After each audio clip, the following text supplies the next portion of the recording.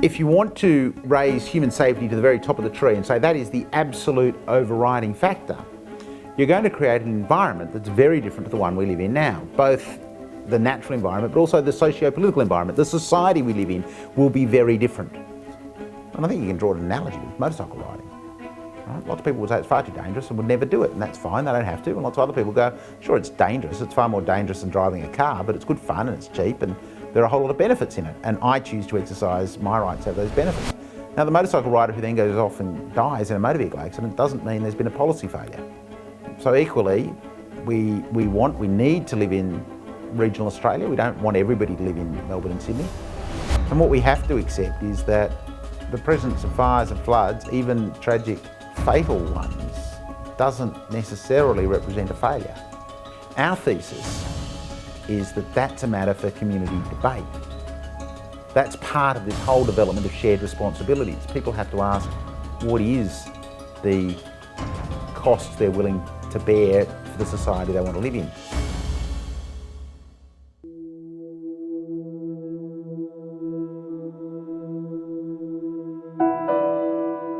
One of the special case studies in this research was on the south coast of New South Wales, which really highlighted the issues of increasing urban development in our coastal environments. It raised the issues of these increasing tensions between demand for not only holiday makers but more and more people living there permanently. One of the key messages, probably not surprisingly, but it came from these focus groups, was how important engagement of the community is and how important this much stronger partnership between those different areas. People who are involved in emergency management on the ground, people making decisions about where future urban development is and will possibly be rebuilt after the event, and the needs and behavioural issues as well as part of that, of the local residents.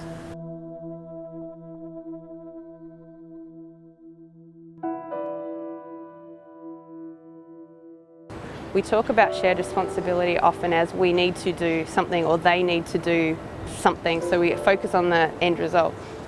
But in making decisions about sharing responsibility, we're really talking about a governance process of decision making. The implication of our project is that we need to engage in a more inclusive governance process around emergency management, of involving all those people that we are sharing responsibility with to help understand what are the problems with responsibility sharing now, and thus what needs to be fixed. We don't have, say, a widget to hand over to say this is the thing, or a solution or a model or a package to say you can now take this and implement something. So the way that our project influences is to influence thinking, and it's very hard to pin down how you do that. So we're talking about disaster governance, which is higher level and more encompassing than community engagement. You can't decide what that problem is separately and then go out and engage with, say, community members to put a solution to that problem in place when they have a different idea of what the problem is. So you need to have that discussion at the beginning of the process about what you're trying to achieve back further. There are very real barriers to agencies giving or sharing control because it's accepting more risk, and yet they are the ones who have to step up and be accountable at the moment in the current system that we have when events happen and things go wrong.